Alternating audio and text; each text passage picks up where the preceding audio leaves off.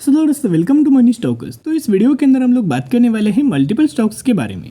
तो चलिए सबसे पहले हम लोग डिस्कस करेंगे रिलायंस के बारे में। तो जहां हमें रिलायंस के अंदर कल के दिन 2 से 2.5% तक की जंप हमें देखने को मिल चुका था। 3,128 रुपये के आसपास हमें क्लोजिंग नजर आ चुकी है। आप सभी को पता होगा कि जो ब्रेकआउट हमें कंपनी के द्वारा देने वाला था वो फाइनली कंपनी के द्वारा ब्रेकआउट दिया गया है। एक दिन की कैंडल की क्लोजिंग हमें मिल चुकी है, जिस वजह से और बहुत अच्छी खासी रैली हमें रिलायंस के अंदर कंटिन्यू हो सकती है। तो बहुत सारे लोगों को ये भी क्वेश्चंस था, जैसे कल की वीडियोस के अंदर हमने डिस्कस किया था, उसके अंदर बहुत सारे लोगों को क्वेश्चंस था कि सर रिलायंस कंपनी के अंदर हमें कौन से लेवल्स के ऊपर हमें बाइंग करना चाहिए, राइट। सही बाइंग करने का कौन सा लेवल हो सकता है उसके ऊपर तो डिस्कस करेंगे, लेकिन जो अपडेट्स हमें देखने को मिला है वो अपडेट्स के बारे में भी आपके साथ में कवर अप करना चाहूंगा। तो जो भी लोग चैनल को डेली फॉलो करते हैं, हर एक वीडियोस को देखते हैं, उन हर एक लोगों को पता होगा कि रिलायंस कंपनी को लेके कितना ज़्यादा हम लोग बुलिश थे, राइट। हम लोग क्यों लगातार दोस्तों बुलिश थे, उसके पीछे का एक रीजंस था। बेसिकली 2 रीजंस हो सकते हैं। सबसे पहले रीजंस की अगर बात की जाए तो जो कंपनी का इंपॉर्टेंट रेजिस्टेंस लेवल था, उस लेवल्स के अंदर ही लगातार कंपनी ट्रेड कर रहा था, सपोर्ट रेजिस्टेंस कंपनी ले रहा था। उसके साथ साथ जो रिलायंस कंपनी का जो रेजिस्टेंस लेवल है वो कहीं ना कहीं एक राउंड नंबर भी था, राइट, जो कि 3,000 रुपीज़ का एक राउंड नंबर भी था। यानी कि 2 बड़े धमाके अगर कंपनी ने ब्रेकआउट किया तो 2 बड़े धमाके होने वाले थे। एंड फाइनली वो धमाका दोस्तों हो चुका है, फाइनली कंपनी इससे बाहर निकल चुका है।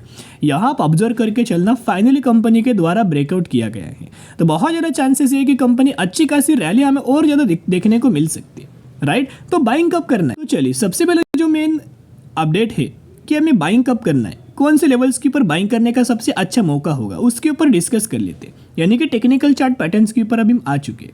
तो सबसे पहले ये कंपनी का क्या है, एक रेजिस्टेंस लेवल है, उसके बाद कंपनी का एक सपोर्ट लेवल है, राइट। इसी के बीच में लगातार कंपनी ट्रेड कर रहा था। अभी क्या है ना, इसके बाहर फाइनली कंपनी निकल चुका है। यहाँ अगर ऑब्जर्व करके चलेंगे तो फाइनली इससे बाहर हमें कंपनी निकल चुका है। तो अभी ये कंपनी के अंदर आपको ब्रेकआउट दिखाई दिया है, रिटेस्ट कंपनी करेगा, उसके बाद अच्छी खासी रैली आएगा, राइट। जैसे कंपनी थोड़ा सा भी कंपनी के अंदर अगर उसको आपको गिरावट नजर आता है, थोड़ा सा भी कंपनी नीचे आता है, तो जरूर कंपनी के अंदर बाय ऑन स्ट्रेटेजी अप्लाई करना। बढ़िया तरीके से तेजी, बढ़िया तरीके से रैली हमें देखने को मिल सकती है, क्योंकि कोई भी कंपनी के अंदर अगर तेजी आता है, ब्रेकआउट आता है, तो वो कंपनी रिटेस्ट दोस्तों जरूर करता है। जैसे ही कंपनी रिटेस्ट करता है वैसे बाइंग करने का मौका होता है। यही लेवल्स के ऊपर बाइंग करने का एक ग्रेट अपॉर्चुनिटीज है। तो एक ही रिक्वेस्ट करना चाहूंगा, जरूर कंपनी के अंदर बाय ऑन स्ट्रेटेजी अप्लाई करना, ताकि जो फर्दर कंपनी के अंदर तेजी आने वाले है उसका बेनिफिट्स आपको मिल सके। तो अभी जो रिलायंस के द्वारा हमें ब्रेकआउट किया गया है उसी के ऊपर ब्रोकरेज फर्म के द्वारा व्यू दिया है। जेफरीज का मानना है कि रिलायंस ये कंपनी के अंदर 3,580 रुपीज़ तक का टारगेट हमें दिया है। तो इनका मानना है कि बहुत ज़्यादा चांसेस है कि आने वाले फ्यूचर में ये कंपनी 3,600 रुपीज़ तक का टारगेट हमें अचीव करके दे सकती। तो दोस्तों आप मुझे जरूर कमेंट सेक्शन के अंदर बताना कि आपको क्या लगता है कि रिलायंस कंपनी को 3,600 रुपीज़ तक का टारगेट को अचीव करने के लिए कितने दिन लग सकते हैं, कितने महीने लग सकते हैं, या फिर कितने साल लग सकते हैं, आप मुझे ज़रूर कमेंट सेक्शन के अंदर बताना। उसके साथ साथ अभी हम आ चुके अगले अपडेट के ऊपर। तो 3 जुलाई से, राइट, 3 जुलाई से जो कंपनी का जियो का जो प्रीपेड प्लान है, सिम का जो प्रीपेड प्लान है, वो कहीं ना कहीं मोर एक्सपेंसिव होने वाला है, जो कि 600 रुपीज़ तक हमें इसकी प्राइस जाने वाली है जुलाई 3 से। कहीं ना कहीं अगर आप ऑब्जर्व करके चलेंगे, इनके द्वारा टेरिफ हाइक किया गया है, प्राइस के अंदर हाइक किया गया है।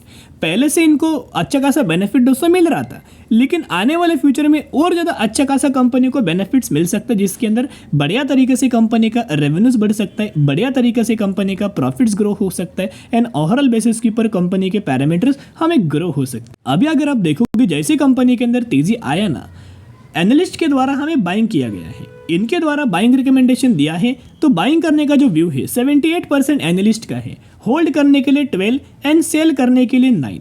यानी कि मैक्सिमम के अंदर देखोगे तो 78% एनालिस्ट का मानना है कि आपको रिलायंस के अंदर बाइंग करके चलना चाहिए। तो सबसे पहले पैरामीटर्स के बारे में जानेंगे कि रिलायंस ये कंपनी रिटेल सेगमेंट से भी बिलोंग करता है, O2C सेगमेंट से भी कंपनी बिलोंग करता है, रिन्यूएबल एनर्जीज के अंदर भी कंपनी का बिजनेस है, और मिसलेनियस सेगमेंट से कंपनी बिलोंग करता है। जहां इसको सबसे ज़्यादा जो बेनिफिट्स है वो O2C सेगमेंट, फिर उसके बाद रिटेल सेगमेंट, और उसके बाद रिन्यूएबल एनर्जी, इन सारे सेगमेंट से मिलता है। तो जिस वजह से कंपनी का रेवेन्यूज देखोगे तो 2019 से 2021 आपको पता है 2020 में थोड़े बहुत हमें प्रॉब्लम हुए थे, स्टॉक मार्केट के अंदर गिरावट हुआ था कोविड की वजह से, लगातार मार्केट गिर रहा था जिस वजह से मैक्सिमम कंपनीज का बिजनेस थोड़ा बहुत हमें स्लो डाउन हुआ था।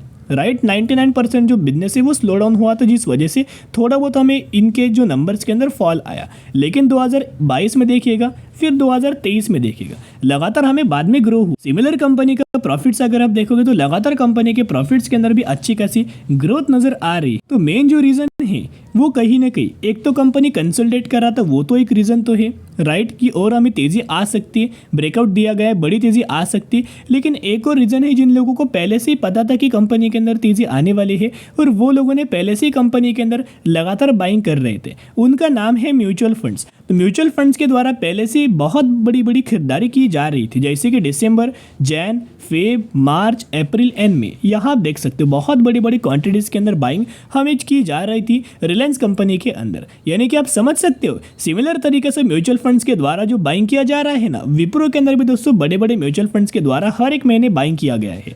यहाँ एक भी महीने म्यूचुअल फंड्स के द्वारा माल बिल्कुल भी नहीं बेचा। तो आप समझ सकते हो बहुत जल्द कंपनी के अंदर बड़ी तेजी देखने को मिलने वाली है। तो जरूर कंपनी के अंदर बायोनिक स्ट्रेटेजी अप्लाई करना, हर एक गिरावट के अंदर, हर एक डिप्स के अंदर अपने पोर्टफोलियो के अंदर रिलायंस कंपनी को आप अच्छा खासा बाइंग करके रख सकते हो, ताकि लॉन्ग टर्म के अंदर बढ़िया तरीके से कंपनी के अंदर आपको रिटर्न मिल सके।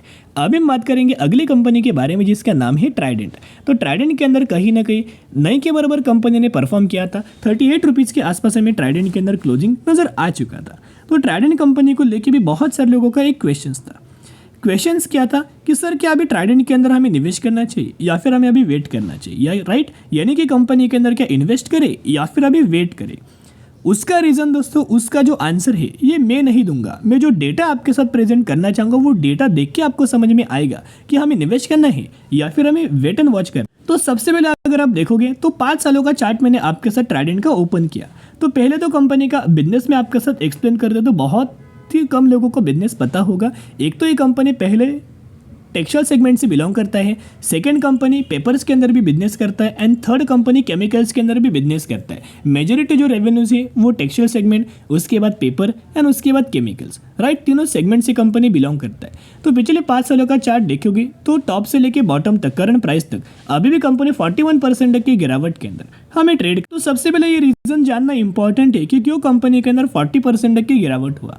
इसका मेन रीजन है कंपनी का क्वार्टरली रिजल्ट। हर एक क्वार्टर का आपको पता होगा कि रिजल्ट्स आता है और मार्केट हर एक क्वार्टर के अंदर अगर कंपनी ने बुरा परफॉर्म किया तो मार्केट क्या करता है, उस कंपनी के अंदर बड़ी गिरावट करता है, मार्केट के उस कंपनी के अंदर एक बुरा रिएक्ट करता है।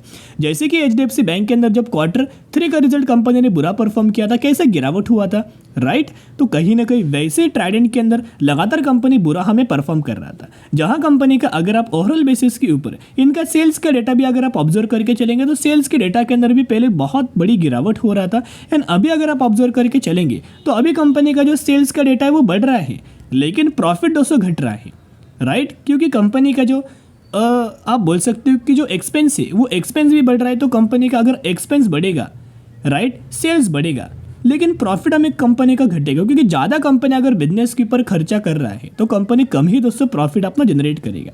अभी क्या है ना, कंपनी का प्रॉफिट देखना 131 करोड़ से घट के 91 करोड़, 91 करोड़ से घट के 90, और करंटली 109 करोड़ से घट के 59 करोड़। यानी कि अगर आप ऑब्जर्व करेंगे ईयर बेसिस पे गिरावट है, एंड क्यूएन के बेसिस के ऊपर भी बड़ी गिरावट देखने को मिला है। ऑलमोस्ट 2 गुना हमें गिरावट नजर आया है, राइट। तो एक ही पॉइंट मैं आपके साथ शेयर करना चाहूँगा, बहुत सारे लोग ये मिथ लेके चल रहे हैं कि ट्राइडेंट कंपनी के अंदर बड़ी तेज़ी बहुत जल्द आने वाली है। तो दोस्तों बहुत जल्द आने वाली है, और इनका मानना है कि बहुत जल्द ये कंपनी 70 रुपीज़ तक का टारगेट अचीव करेगा। दोस्तों ट्राइडेंट 70 नहीं बल्कि 700 रुपये का भी टारगेट अचीव कर सकता है, लेकिन कब? जब कंपनी का पैरामीटर्स हमें दिखाएगा, जब कंपनी के पैरामीटर्स के अंदर जंप आएगा, प्रॉफिट्स कंपनी का ग्रो होगा, रेवेन्यूज कंपनी का ग्रो होगा, तभी हमें कंपनी के अंदर तेजी आ सकती, तभी हमें कंपनी के अंदर ग्रोथ आ सकती है। जब तक कंपनी बुरा परफॉर्म करेगा तब तक कोई हमें तेजी कंपनी के अंदर नजर नहीं आएगी। तो एक ही रिक्वेस्ट मैं आपके साथ करना चाहूंगा, अभी दोस्तों ट्राइडेंट के अंदर निवेश मत करना, वेट एंड वॉच करना। सबसे पहले कंपनी का रिजल्ट देखना, कैसा कंपनी परफॉर्म कर रहा है, क्या ग्रोथ आ रहा है या फिर क्या गिरावट हो रही है। अगर कंपनी के अंदर परफॉर्मेंस अच्छा हो रहा है, अच्छा खासे क्वार्टर्स के अंदर कंपनी परफॉर्म कर रहा है, उसके बाद दोस्तों निवेश करना। राइट। अभी कंपनी को वेट एंड वॉच जरूर करना। अभी हम बात करेंगे अगली कंपनी के बारे में जिसका नाम है ऑयल इंडिया लिमिटेड, जिस कंपनी के द्वारा 300% तक का रिटर्न शेयर होल्डर्स को मिल चुका है एंड 723 रुपये के आसपास कंपनी करंटली ट्रेड कर रहा है। रिसेंटली कंपनी ने 1:2 रेशियो का बोनस अनाउंसमेंट किया है, जिसके अंदर अगर आपके पास 2 शेयर होंगे तो 2 के बदले 1 शेयर आपको मिलने वाला है और वही एग्जीक्यूशन के बाद टोटल आपके पास हो जाएंगे 3 शेयर। तो इसी रेशियो के अंदर इसी कंपनी के अंदर आपको दोस्तों बोनस के बेनिफिट मिलने वाला है।